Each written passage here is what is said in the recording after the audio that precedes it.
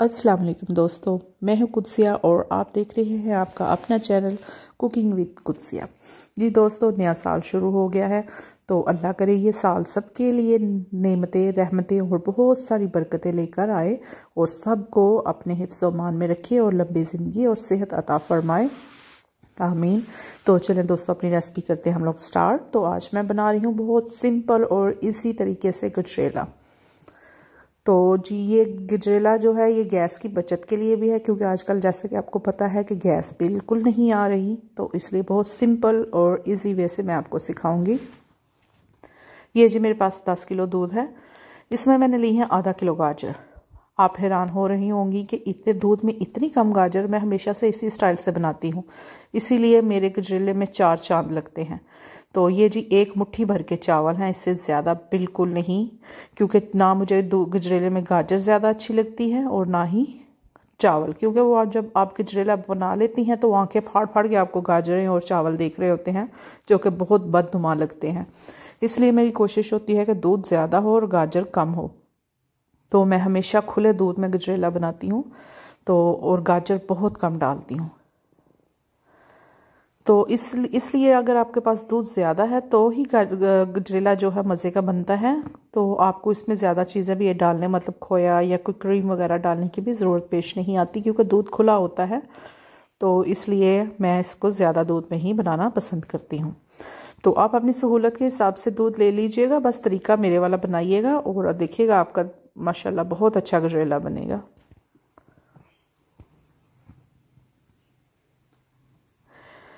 ये जी अब इसको मैंने सारी चीज़ें जो है दूध में एक दफ़ा ही डाल दी हैं, मतलब चावल, गाजर और दूध, ये तीनों चीज़ें डाल के ऊपर रख ली हैं। तो अब ये बस इसमें हल्की आंच पे पकेगा ही, तो इसको मैं बस गाहे बेगाहे हिलाती रहूँगी। अब इसमें मैंने थोड़ा चुटकी भर के ज़ाफ़रान का डाल दिया है। मुझे इसकी स्मेल और टेस्ट बहुत पसंद है, तो मैं इसलिए अपने हर मीठे में ये ज़रूर डालती हूँ। अगर आपके पास है तो डालें, अदरवाइज़ ये ऑप्शनल है, आपकी अपनी मर्ज़ी है, नहीं है तो ना डालिएगा, कोई ज़रूरी नहीं। तो इसको आप ऐसे भी डाल सकते हैं, डायरेक्ट भी डाल सकते हैं, लेकिन अगर आप ज़्यादा स्ट्रॉन्ग स्मेल भी लेना चाहें तो इसको थोड़े से दूध में आधे घंटे के लिए भिगोकर तो माइक्रोवेव में आधे मिनट के लिए गर्म करके इसमें किसी भी चीज़ में डाल लें तो इसकी बहुत स्ट्रॉन्ग स्मेल हो जाती है। तो अब जी इसको डालने के बाद मैं मज़ीद हिला रही हूँ। बस इसको थोड़ी थोड़ी देर के बाद हिलाते जाना है, क्योंकि दूध ज़्यादा है और मटेरियल कम है तो वो लगना शुरू हो जाता है। तो आज के लिए जी ज़रा सॉरी, क्योंकि मेरा गला बहुत ख़राब है और कफ़ भी लगी हुई है, गला ख़राब है। तो अगर बीच में मुझे थोड़ी कफ़ हो जाए या मेरे से बोला ना जाए तो उसके लिए मैं बहुत मास्टर हुआ हूँ। तो यकीन करें कि ये बस आपसे मिलने का एक बहाना ही होता है, जब तक कि ये काम ना करें, मतलब आपसे मुलाकात का बहाना ना हो, आपसे बातचीत भी हो जाती है तो ऐसे दिन अच्छा नहीं गुजरता मेरा। तो मुझे बहाने से होता है कि चले मेरी सब दोस्तों से मुलाकात, बातचीत हो जाए। तो इसलिए फिर मैंने कोशिश करती हूँ कि कोई ना कोई रेसिपी लोड कर ही दूँ ताकि सबसे मुलाकात हो जाए। ये आप लोगों का प्यार ही होता है कि आप लोगों से एक प्यार सा हो जाता है। तो अदरवाइज़ मेरा नहीं ख्याल कि कोई इतना ज़रूरी भी होता है, लेकिन ये एक आप लोगों का प्यार ही है। तो अब ये थोड़े से नट्स हैं मेरे पास, जिसमें आलमंड है और पिस्ताशू है, वो डालूंगी और शुगर है वो डालूंगी।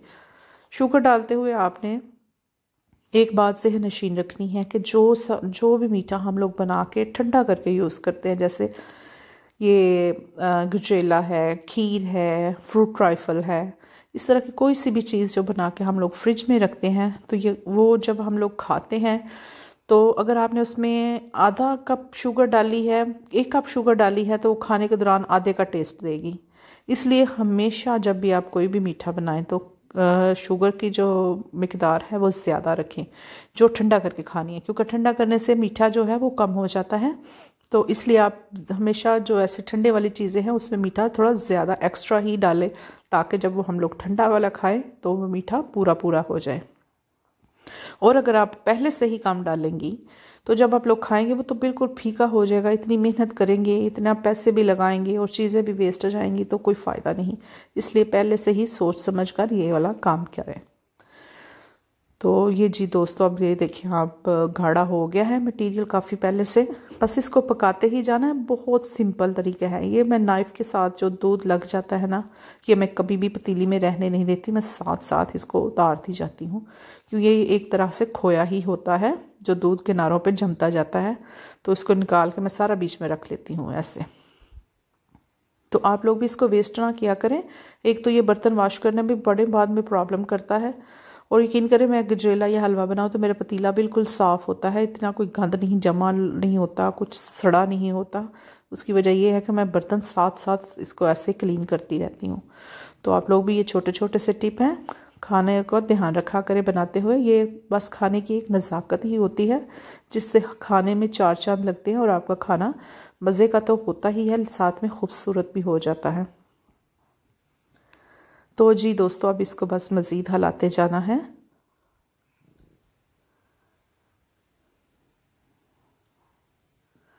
बस इसको गाढ़ा ही करना है। ये गजरेला ऐसी रेसिपी है जो कि सबको ही बनाना आता है, ये नहीं कह सकते कि किसी को नहीं आता। अब मैं मीठा चख रही हूँ, अगर मुझे कम लगा तो और ऐड कर लूँगी।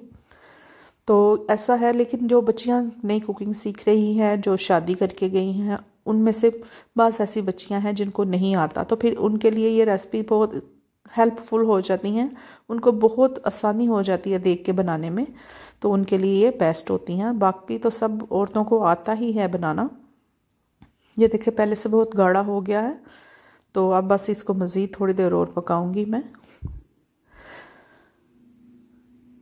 ये देखें, यकीन करें कि मैं जब इसको हिलाती हूँ तो नीचे से ज़रा सा भी नहीं लगा हुआ है। अब जी मैं इसमें एंड पे बिल्कुल तैयार है ये, इस पे एंड पे जब ये बिल्कुल रेडी हो जाएगा, इसमें देसी घी डाल रही हूँ थोड़ा सा। ये आपको नज़र आ ही रहा होगा कि कितना सा है।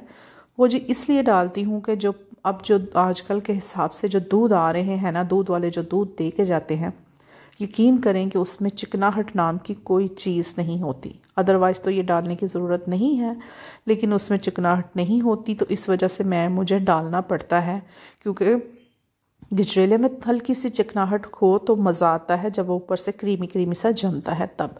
तो इसलिए इसको डालना ज़रूरी है। अदरवाइज़ अगर दूध अच्छा हो तो ये ना भी डालें तो गुजारा हो जाता है। जिनके अपने घर में दूध है, घर का दूध है, वो ना भी डालें तो उनकी तो मौजे ही मौजे हैं। लेकिन हम लोगों ने जिन्होंने खरीद के इस्तेमाल करना होता है, उनके लिए ये डालना ज़रूरी है। ले जी, अब मेरा गजरेला हो गया है रेडी। तो उम्मीद है कि आपको आज का मेरा ये रेसिपी पसंद आई होगी। तो अगर आपको मेरी ये रेसिपी अच्छी लगी है तो प्लीज़ मेरे चैनल को लाइक कीजिए, सब्सक्राइब कीजिए और बेल आइकॉन के प्रेस कर लीजिए, ताकि आने वाला तमाम नई ववीडियो आप तक आसानी से पहुंच सकें। और ये सारा प्रेस करना, बटन प्रेस करना और सब्सक्राइब करना बिल्कुल फ्री है। ये देखिए कि इसकी थिकनेस देखें माशाल्लाह से, और इसकी शक्ल की खूबसूरती देखें, और ऊपर से आपको कितना शाइनी सा नज़र आ रहा है। ये देसी घी डालने की वजह से चमक आई है इसमें। तो ये बहुत मज़े का बना था। तो आप लोग भी ज़रूर ट्राई कीजिएगा और मुझे बताइएगा कि आप लोगों का गजरेला कैसा बना। बस मेरी रेसिपी फॉलो कीजिएगा और अपने स्टाइल से बनाइएगा। तो उम्मीद है कि आपको आज की वीडियो पसंद आई होगी। नेक्स्ट वीडियो तक के लिए मुझे इजाज़त दीजिए। अल्लाह हाफिज़।